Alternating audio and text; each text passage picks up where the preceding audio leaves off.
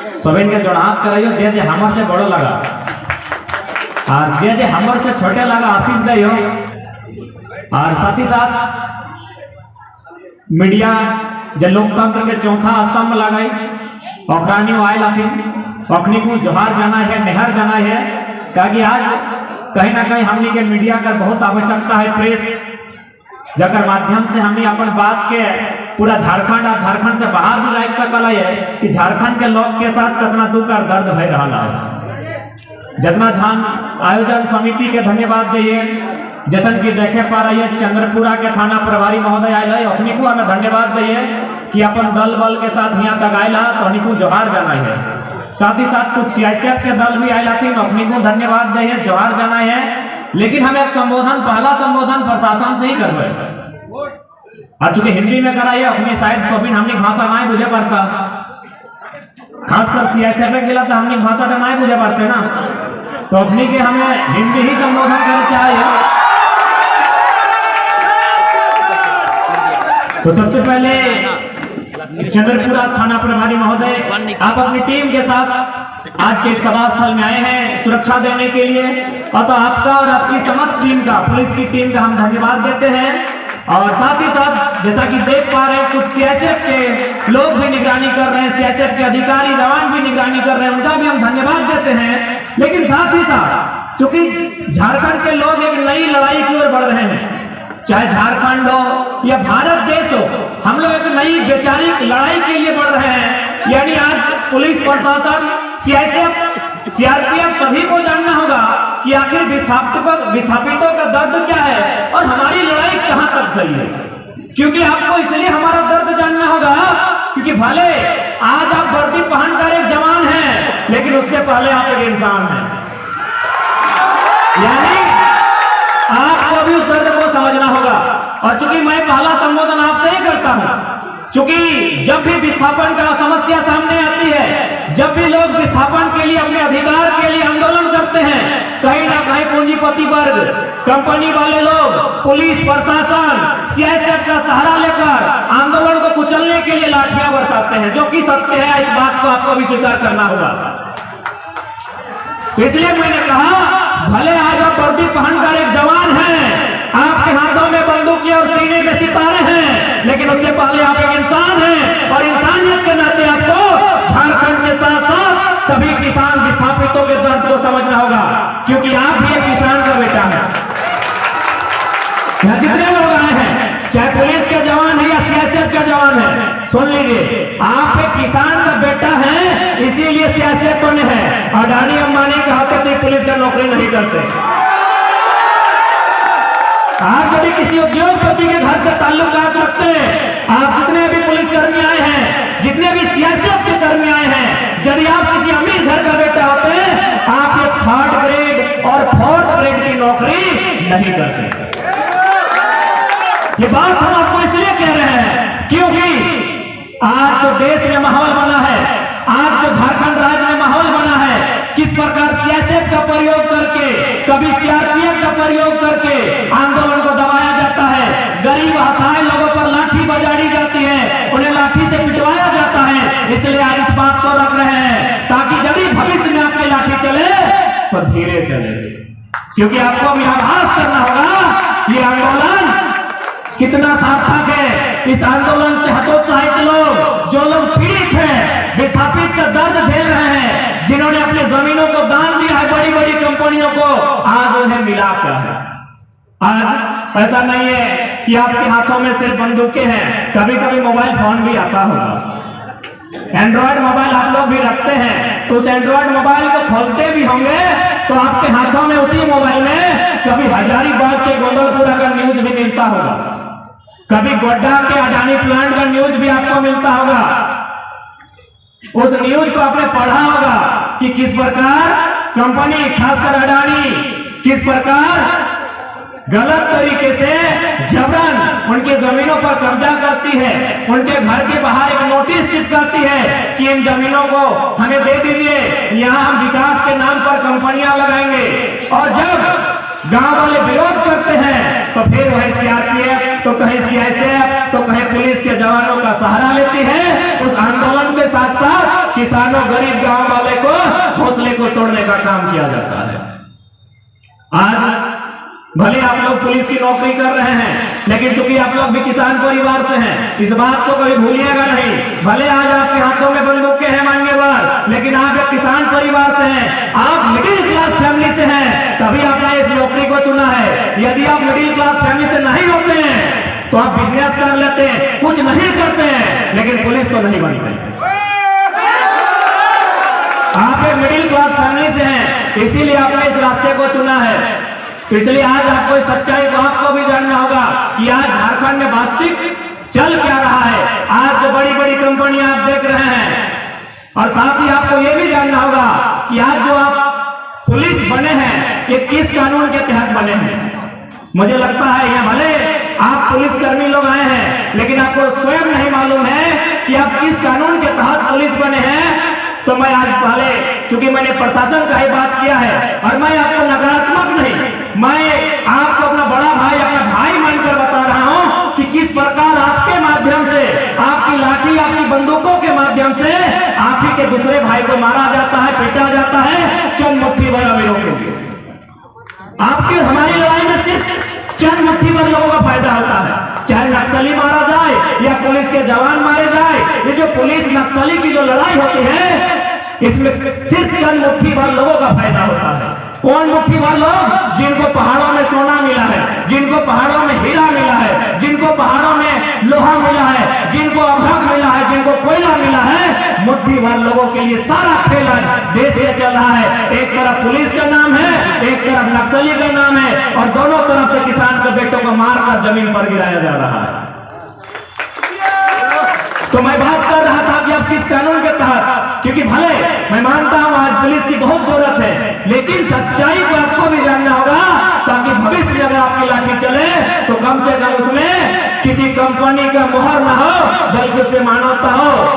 तो मैं आज सभी लोग जो इस मैदान में उपस्थित हैं उन्हें बतलाना चाहूंगा कि police act, Indian police act 1861 का एक कानून है।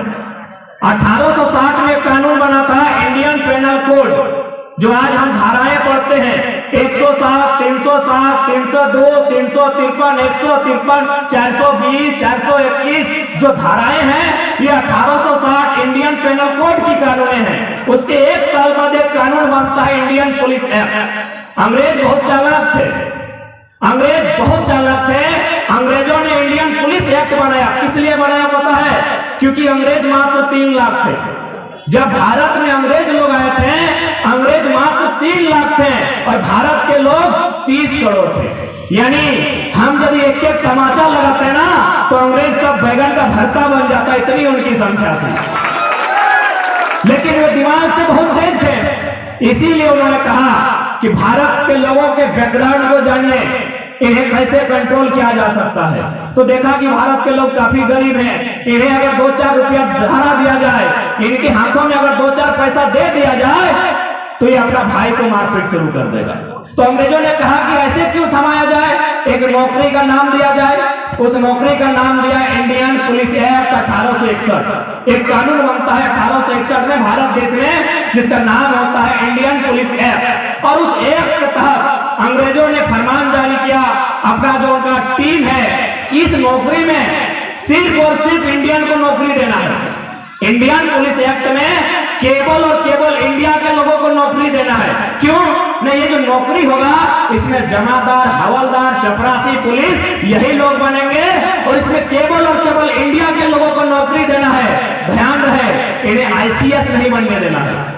आईसीएस आप जानते होंगे, जो इम्तिहान को नेताजी सुभाष चंद्र बोस ने पास किया था, इंडियन सिविल सर्विस, जिसे आज हम लोग आईएएस और आईपीएस, आईएफएस, आईआरएस कहते हैं। यही एग्जाम अंग्रेजों के टाइम में आईसीएस के नाम से जाना जाता था, इंडियन सिविल सर्विस। अंग्रेजों की सख्त हिदायत थी कि कुछ भी हो जाए इन्हें इंडियन पुलिस एक्ट के तहत ही रखिएगा, आईसीएस इंडियन सिविल सर्विस के तहत आने मत दीजिएगा, क्योंकि उसमें मजिस्ट्रेट बनेंगे और मजिस्ट्रेट जो भी बनेंगे, जो भी ऊपर लेवल के रैंक होंगे, उसमें इंग्लैंड के लोग होंगे और जितने जमादार, हवलदार रहेंगे वो इंडियन पुलिस एक्ट के तहत इंडिया के लोग होंगे। और इनका काम क्या रहेगा?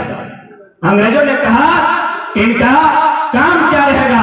न इनका काम रहेगा जब जब भारत के किसी कोने में कोई भी अंग्रेजों के खिलाफ आंदोलन करेगा, अंग्रेजों की कंपनी ईस्ट इंडिया कंपनी के खिलाफ आंदोलन करेगा, अंग्रेजों को भगाने के लिए आंदोलन करेगा, जब भी इस देश में कोई किसान, कोई कामगार इसी इंडियन पुलिस एक्ट के तहत जो लोग हवलदार, जमादार, चपरासी की नौकरी कर रहे हैं, जो एक गरीब किसान का बेटा है, इसी को 2-4 पेमेंट देके उसी किसान को पिटाना है। यह भारत की सच्चाई है। जितने पुलिसकर्मी हैं सच्चाई जान लीजिए, बाकी आप ड्यूटी कीजिए, मना नहीं है, ये अभी भारत का हिस्सा है।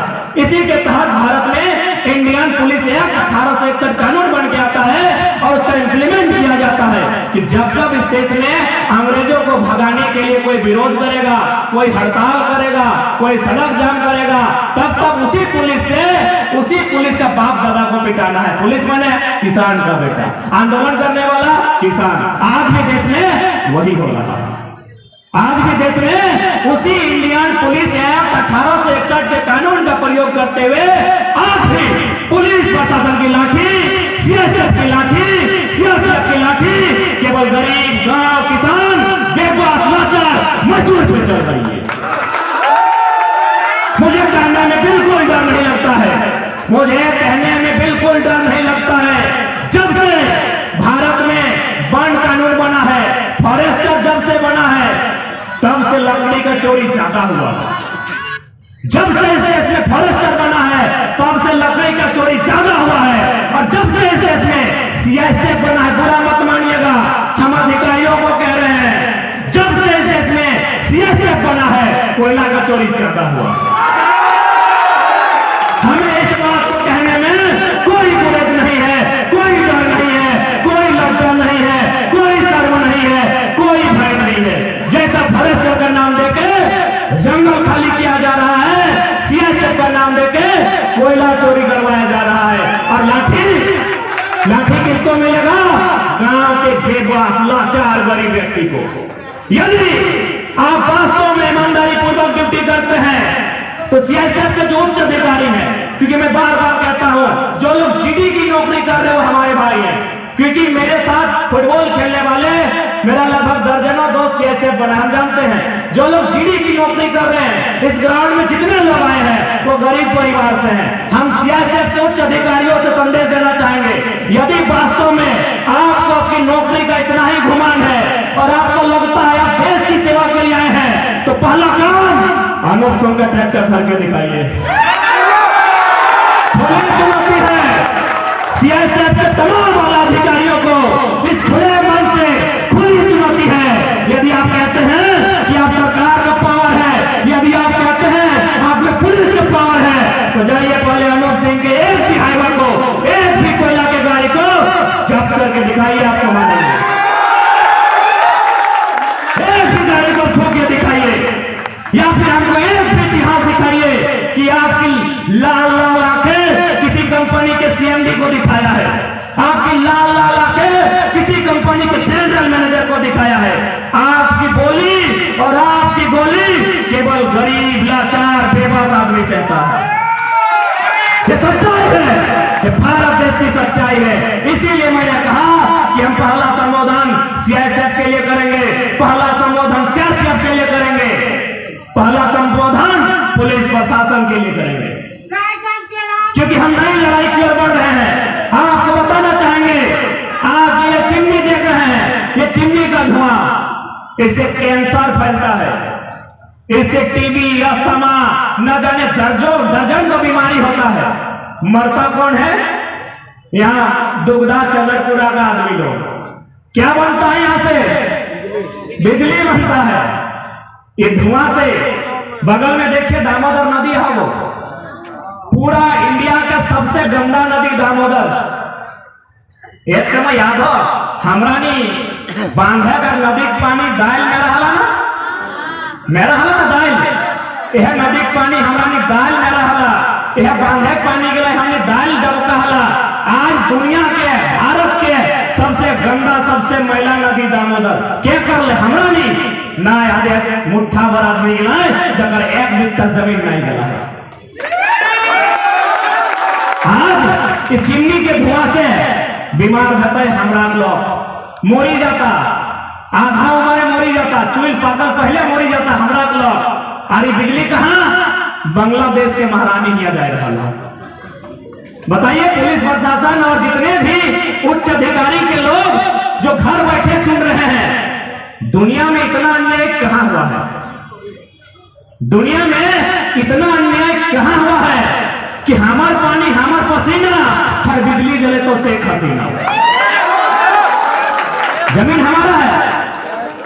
सियासत के जवानों जो आप उद्योग की रक्षा के लिए आए हैं, सेंट्रल इंडस्ट्रियल पुलिस फोर्स और सिक्योरिटी फोर्स, यस, सीएसएफ के जितने भी जवान हैं जो आप उद्योग की रक्षा करने के लिए आए हैं, आप भी जान लीजिए ये जो उद्योग बना है वो जमीनें हमारी हैं, लेकिन यहां से जो बिजली बनता है वो बांग्लादेश की मैडम को जाता है। एक बार कभी भी लाठी चलाने से पहले आप किसी कोने में बैठ के सोचिएगा, क्या इतना अन्याय दुनिया में कहीं हुआ है जितना अन्याय झारखंड के लोगों के साथ हुआ है? और एक बात कभी ने गौर किया है कि सीआईएसएफ रहे या सीआरपीएफ रहे, उसका अपना जिला में काम स्थापना क्यों होता है? यदि कोई सीआईएसएफ बनता है, कोई सीआरपीएफ बनता है, तो देखिएगा उसको अपना क्षेत्र में नहीं रखा जाता है। राजस्थान वाला को झारखंड और झारखंड वाला को छत्तीसगढ़ में रखा जाता है। कभी किसी ने लॉजिकली समझा इस बात को? क्योंकि हम लोग देशभक्ति की भावनाओं में बह जाते हैं। देश मेरा रंगीला, अरे देश काला हो गया है, रंगीला भी नहीं है। किसी ने लॉजिकली समझा कि राजस्थान का लड़का को नौकरी झारखंड में दिया है, झारखंड का लड़का को छत्तीसगढ़ लेके गया है और छत्तीसगढ़ वाला को उड़ीसा लेके गया है, कहे ना वो पुलिसकर्मी जो माने आपका फोर्स है, जो बटालियन है, वो हमारी भाषा को नहीं समझेगा। जब वो हमारी भाषा को नहीं समझेगा तो हमारी भावना को नहीं समझेगा। यदि वो हमारी भाषा को नहीं समझेगा, वो हमारी भावना को नहीं समझेगा, और यदि वो हमारी भावना हमारी भाषा को नहीं समझेगा तो हमारी माँ बहन की इज्जत आबरू को भी नहीं समझेगा, उनके सम्मान को भी नहीं समझेगा। तो जो व्यक्ति हमारी भाषा, जो हमारी भावना को नहीं समझेगा, कहीं ना कहीं उसे हमारे ऊपर लाठी चलाने में आसानी होगी। इसका और कोई दूसरा कारण नहीं है। यदि आप लोग नहीं जानते थे कि भाई हम झारखंड से हैं और हमारा पोस्टिंग है मध्य प्रदेश में, और वही काम हम वहां करते हैं, लाठी लेके गांव वाला को पीटते हैं, क्यों? न वहां का गांव का आदमी का भाषा नहीं समझते हैं। आप भाषा नहीं समझते हैं यानी भावना को नहीं समझते हैं। इसीलिए तो आज जितने भी आप लोग पुलिसकर्मी अथवा अर्धसैनिक बल के अथवा सीआईएसएफ के जवान हैं, आप भी इसको लॉजिकली समझिए कि आपकी ड्यूटी अन्य राज्यों में क्यों दी जाती है। इसीलिए कि आप वहां के लोकल की भावना को नहीं समझेंगे। आप लोकल्स की यदि भावना को नहीं समझेंगे तो जाहिर सी बात है आपके लिए, आपके दिल में उसके लिए कोई मोह नहीं होगा, उसके लिए कोई ममता नहीं होगा, कोई दया नहीं होगा, और लाठी चलाने में आसानी होगी। इससे दूसरा कारण कुछ भी नहीं है, नथिंग। इसके अलावा किसी सीआरपीएफ सीआईएसएफ का किसी दूसरे राज्य में नौकरी करना कोई दूसरा कारण नहीं है, यही एकमात्र कारण है। क्यों? आप देखिए कंपनी, एक बित्ता जमीन नहीं गया है इनका, एक बित्ता जमीन नहीं गया है इनका। ना इनके बाप दादाओं ने कभी राज के लिए लड़ा है, ना इनका कभी एक बाल उखड़ा है, ना इनकी एक नाखून कटी है। हमारा गर्दन कटा है, हमारा गर्दन कटा है। इसी सड़क में चले जाइए, दुगदा से चंद्रपुर होते हुए बागमारा, कहीं शनिचर महतो, कहीं सूदन महतो, तो कहीं शक्ति महतो, हमारा गर्दन कटा है। सूदन, शक्ति और शनिचर का घर में बेहाल है, और अनूप सिंह और गौरव सिंह का पत्नी माला माल है। यही झारखंड है, यही झारखंड है जिसका गर्दन कट गया है। जाइए चौक में मिल जाएगा शनिचर महतो, जैसे पार कीजिएगा नदी को, जिसका गर्दन कटा है, जिसकी पत्नी का मांग का सिंदूर उजड़ा है, जिसका बच्चा लोग अनाथ हुआ है, अतीत हुआ है। आज जाके देखिए उन लोग भीख मांग के रोजी रोजगार कर रहा है, बड़ी मुश्किल से रोजगार कर पाता है, बड़ी मुश्किल से बच्चा को पढ़ा पाता है। और जाके इधर देखिए अनूप सिंह और गौरव सिंह, 1 बिट्टा जमीन नहीं गया है, उनका बीबी लोग महारानी बन के बैठी है।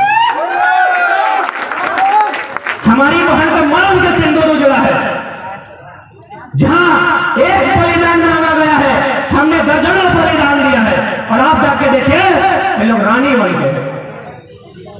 तो कि यह दिन खाते, यह दिन खाते। अब पुलिस प्रशासन से बात ना कर रहे, अपनी बात भाई गए। अब हमें अपन भाषा में बात कर रहे हैं।